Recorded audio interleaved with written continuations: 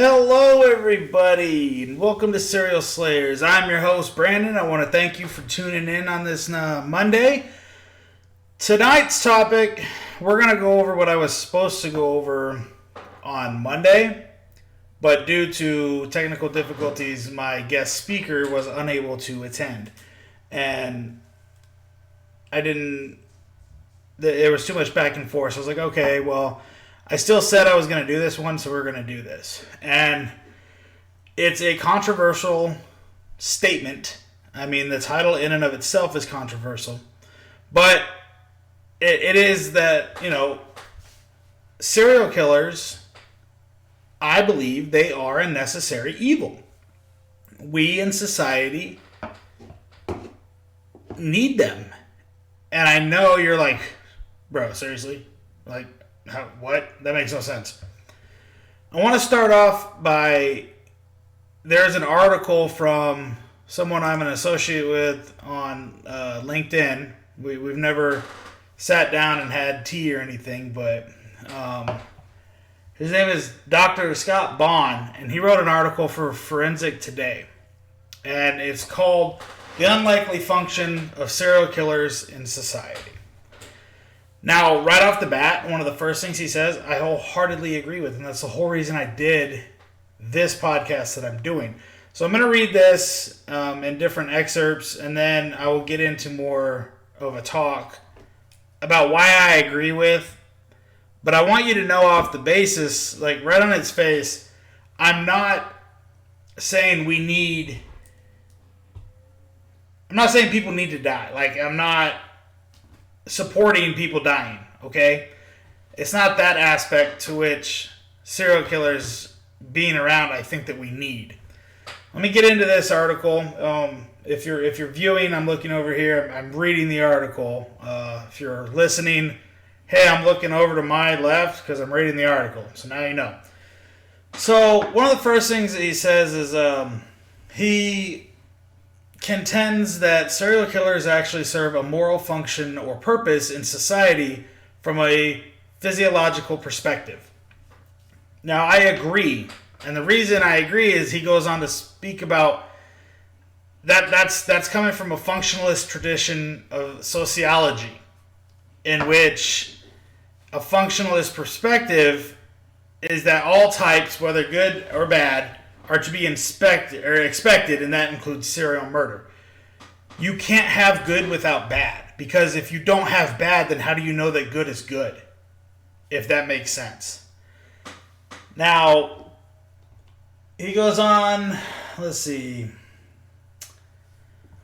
Again, from a functionalist perspective, the social construct of the serial killer identity is symbolic on the basis that it sets moral boundaries in society.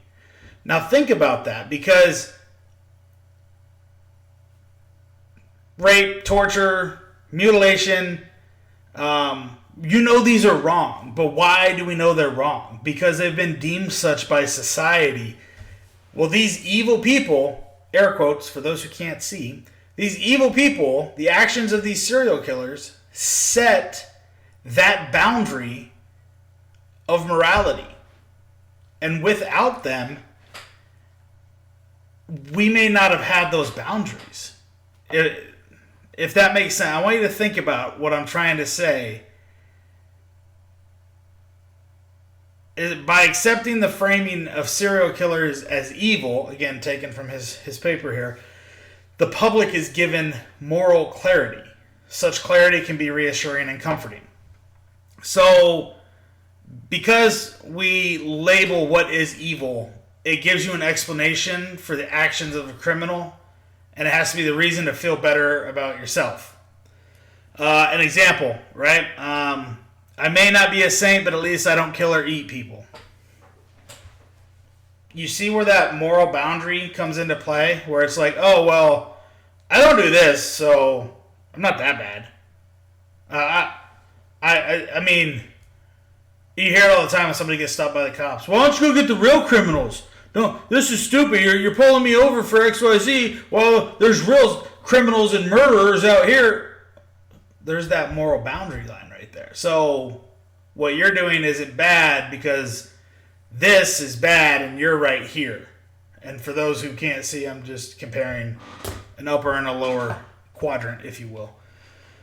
I mean, like he says, serial killers do horrible things, such as what I had spoken about before, but when the crimes of serial killers are reported by the news, they're typically framed as inhuman acts of vampires, devils, and heartless monsters.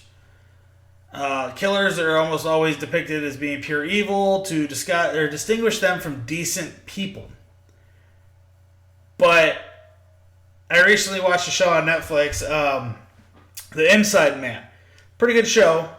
And there's a quote that I take from there. I was like, God, that's dead on. He said, everyone's a murderer. You just have to meet the right person. Everybody thinks that they're so pure and they're so, well, I'd never do that because of this.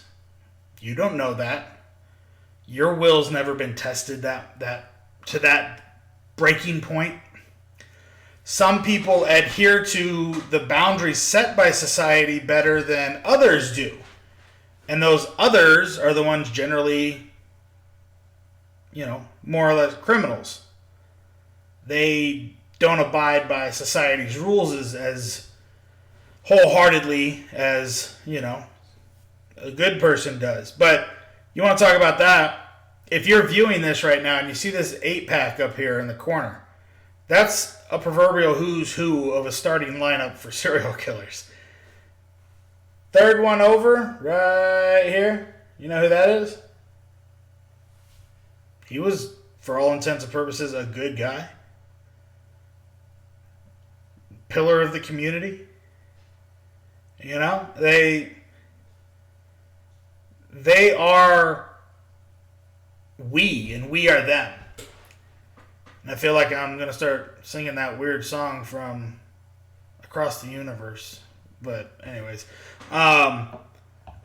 Speaking of an associate of mine, she highlighted to interject more stories from when I was a PO.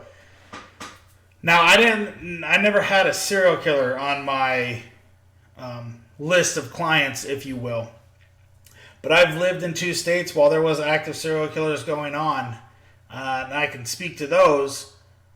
The first one, actually, I was looking to write a book, and Special Agent Michael Yoder of the FBI is the one that caught this serial killer, and I had discussions back and forth with him, but I sent him a survey, but I never got anything back.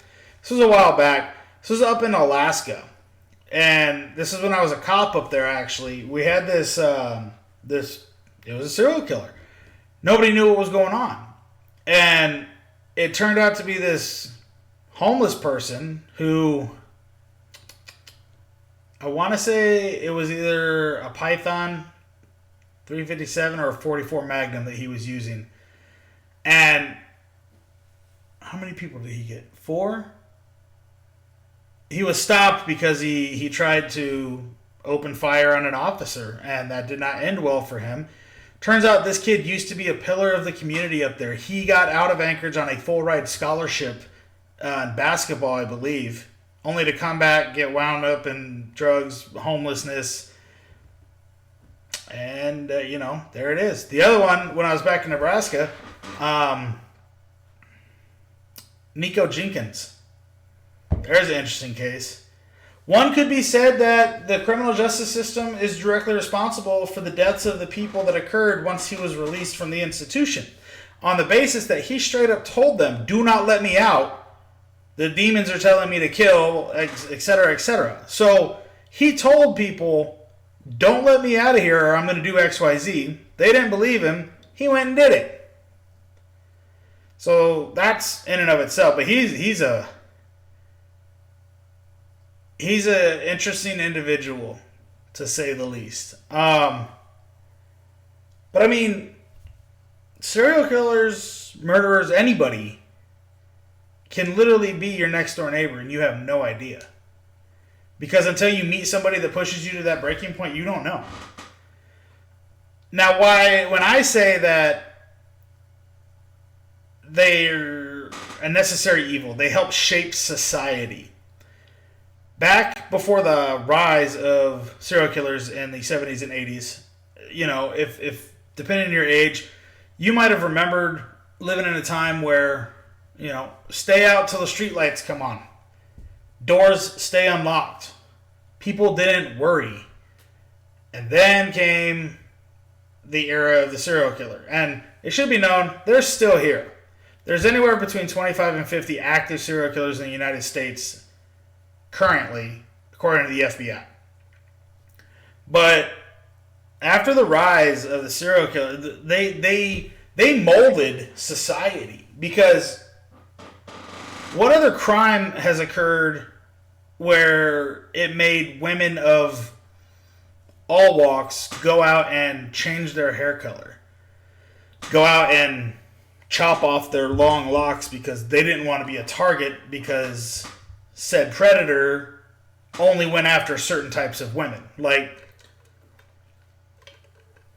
But it's not just women. There was men, but it's a little bit harder to pin down what about a man a serial killer would like. And you got Dahmer, that's all he preferred, but that was his preference, his sexual preference. That's what it was. You can't, but it wasn't, he was interesting because he did cross racial boundaries. And that generally doesn't happen. I'm not saying it always doesn't happen. I'm saying that generally doesn't happen. But yeah, after the 80s, so in the 90s, because I grew up in early 90s, let's put it there. And even then, it was, get out of the house, go outside, home when the streetlights come on. We're in 2022. Ain't no kids staying out playing in the streets till the streetlight comes on. But then we've completely flipped. Society has completely flipped as well. Because back in that time frame, what were we told as kids? Don't get in the car with strangers. What? You're meeting somebody off the internet? Are you insane? And now, what do? We sit at home and swipe right on a dating profile because it's easier to do that than it is to go to a bar and waste money. And we order a car service and willingly get into a stranger's car on the assumption that they're good people. Yeah, that just blows my mind. Are you fucking kidding me? Like, you're gonna go and okay, whatever. I could put a Lyft sign on my car and drive around and just abduct people left and right. My car wouldn't work because my car is pretty notable. But I'm just saying, for anyone out there who had that idea, there you go. It is what it is. But again, yeah, so I know it's difficult to not have back and forth, and this is why I wanted an associate to chime in on his input on the morality of this, because he views it from a different aspect of morally, no, we don't need them.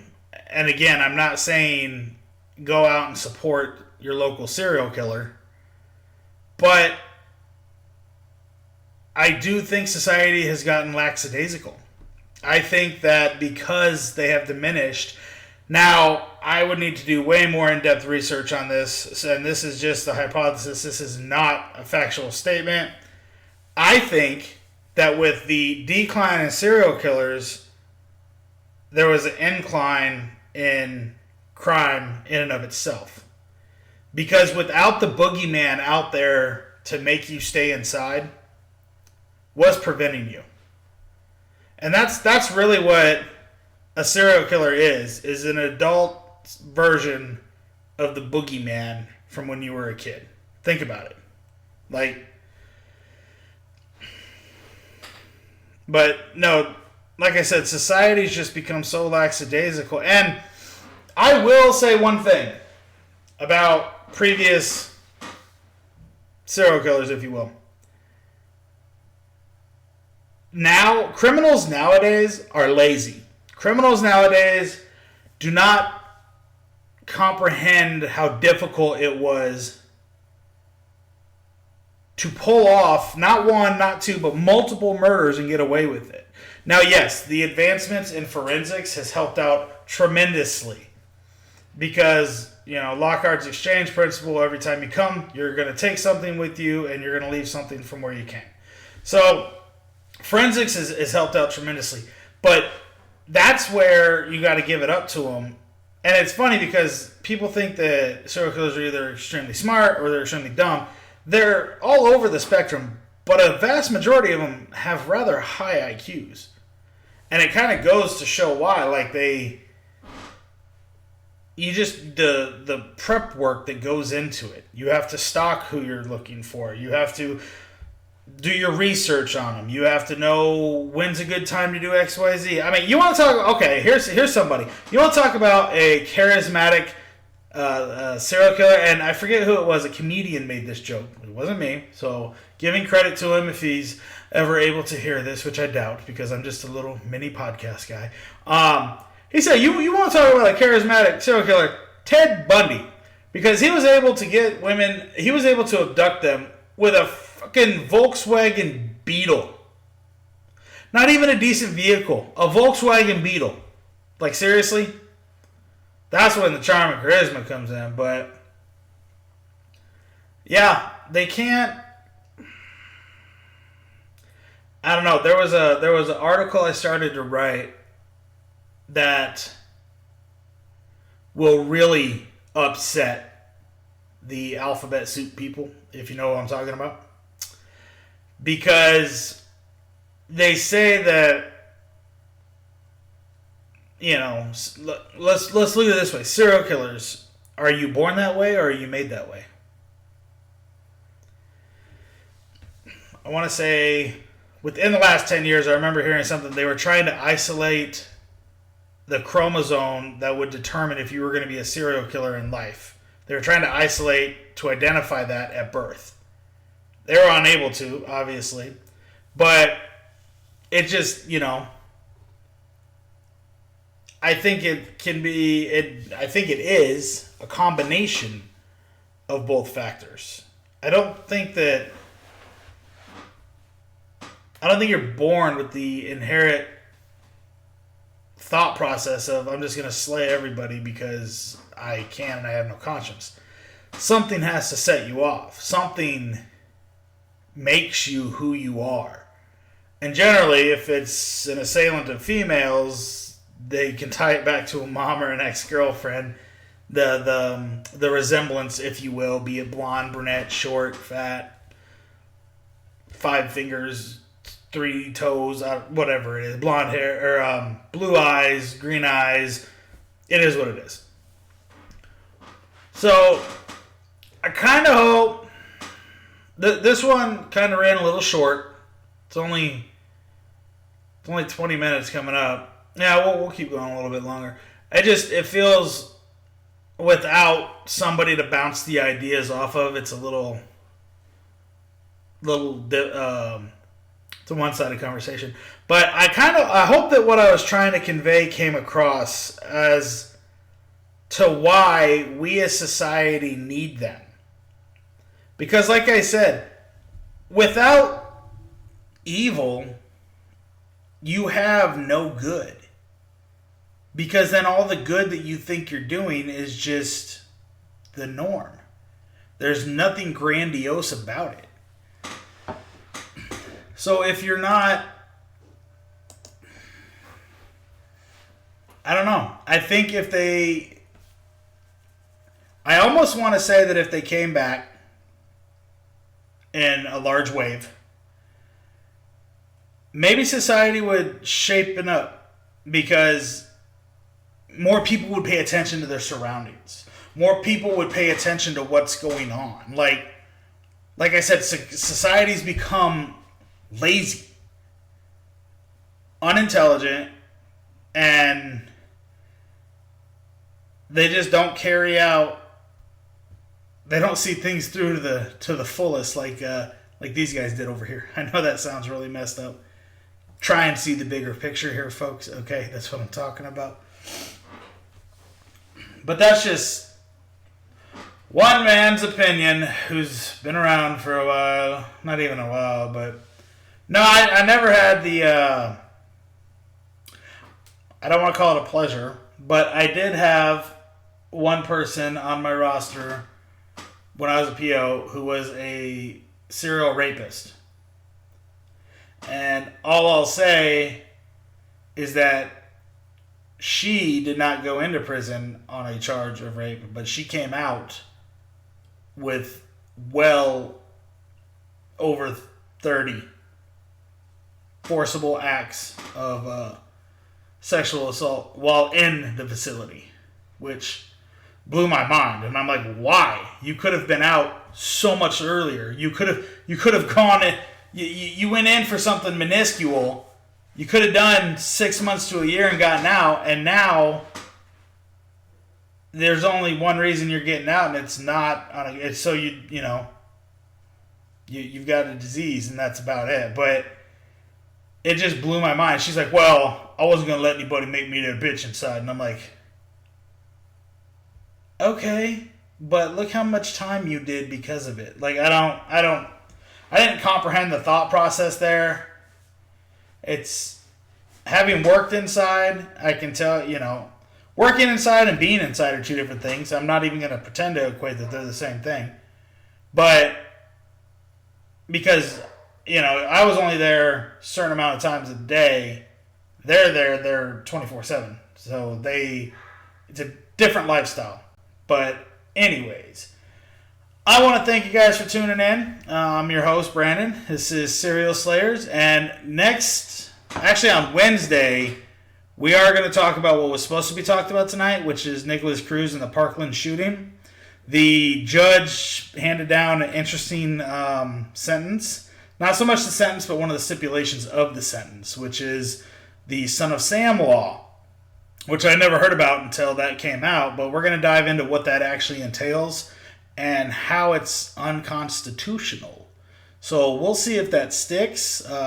Somebody did point out when I made the message earlier that the judge said the Florida's equivalent of. So, okay, might be different. I'll have to look into what that is. But either way, it's an interesting law if you want to go look it up. If not, tune back in 2 days' time, and we will talk about it then. Until then, I'm your host,